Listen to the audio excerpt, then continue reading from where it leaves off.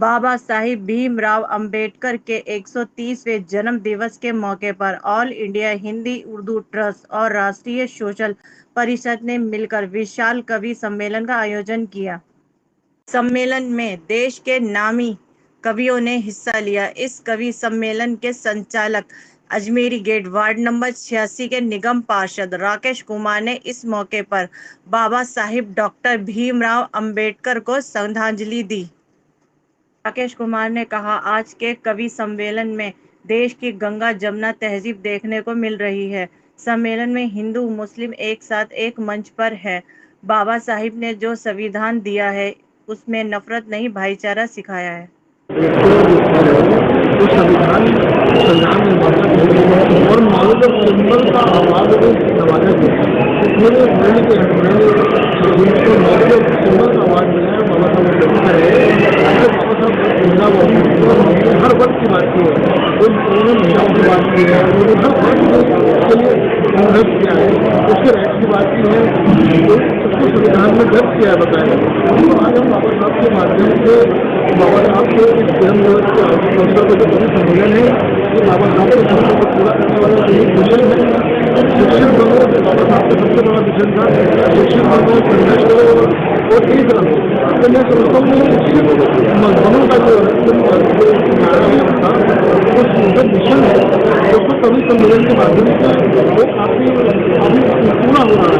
तो हम यहाँ समाज के शिक्षित कर रहे हैं बुराइयों के खिलाफ, अंधविश्वासों के खिलाफ, भ्रष्टाचार के खिलाफ जो हमारे समाज में प्रवृत्तियाँ हैं, चाहे वो धर्म के लेवल पे हो, चाहे राजनीतिक लेवल पर हो, चाहे जात के लेवल पे हो, तो तमाम खराबियों को कभी अपने अंदाज में कहता है जो नॉन पॉलिटिकल होता है।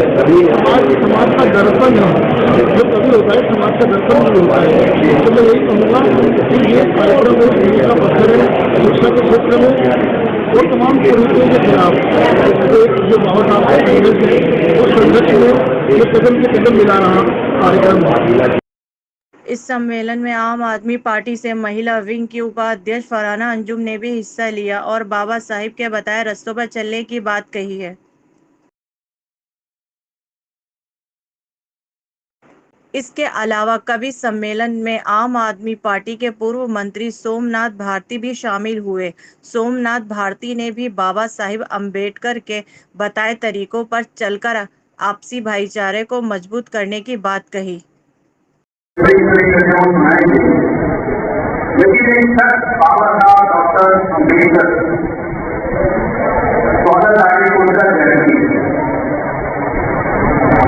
वो ये वो सत्य है जिसकी पूरे विश्व को हिंदुस्तान को ठीक है, लेकिन पूरे विश्व के अंदर एक ऐसा आंदोलन। सोमनाथ भारती ने नरसिंहानंद के भड़काऊ बयान को लेकर कहा, नरसिंहानंद जैसे लोग इंसानियत और देश दोनों के दुश्मन हैं। सोमनाथ भारती ने कहा, नरसिंहानंद जैसे लोगों पर सरकार सख्त कार्रवाई करे ताकि देश की एकता को तोड़ने वाले लोगों को सबक मिल सके।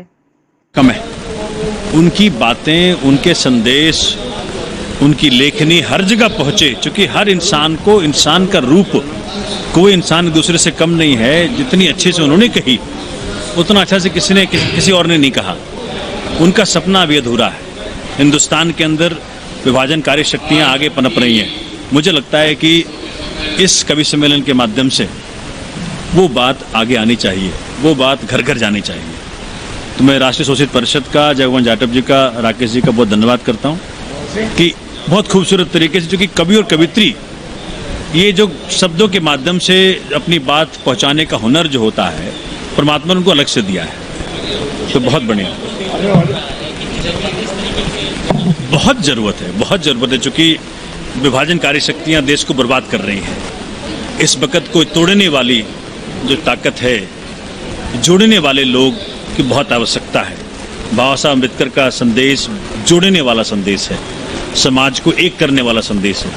ऐसे कार्यक्रमों के माध्यम से जोड़ने की प्रक्रिया को खूब बल मिलेगा। तो परमात्मा इनको और ताकत दे।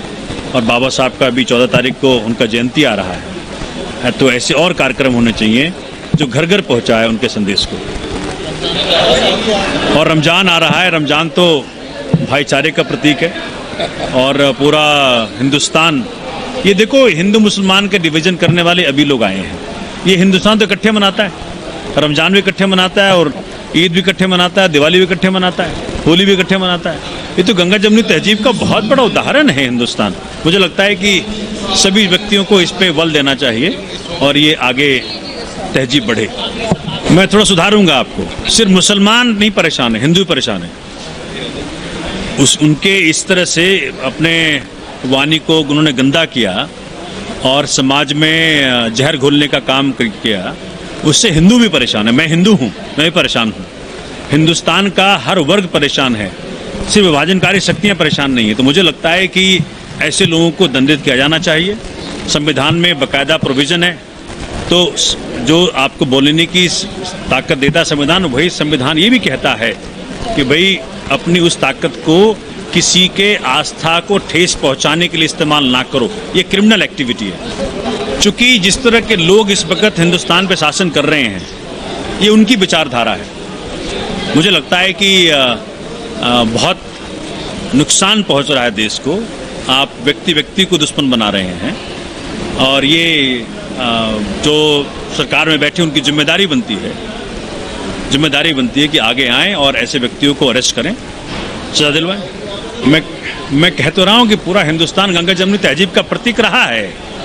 हर धर्म जोड़ने का काम करता है। अपने ही धर्म को पढ़ लो, हिंदू अपने धर्म पढ़ ले, मुसलमान अपने धर्म पढ़ ले, सिख अपने धर्म पढ़ ले, ईसाई अपने धर्म पढ़ ले। कहीं कोई अलग करने की बात नहीं है, यहाँ तो एका की बात है। ये गंगा घाट बहुतेरे, उसी से आपको सब समझ में आ जाएगा। मुझे लगता है कि एक ज़रूरत है इस वक्त की बाबा साहब अम्बेडकर के संदेश को आगे बढ़ाएं, उनके लेखनी को आगे बढ़ाएं, उनके जो विचार थे उसको आगे बढ़ाएं। इस मौके पर कवि सम्मेलन में आए सभी कवियों को सम्मानित किया गया।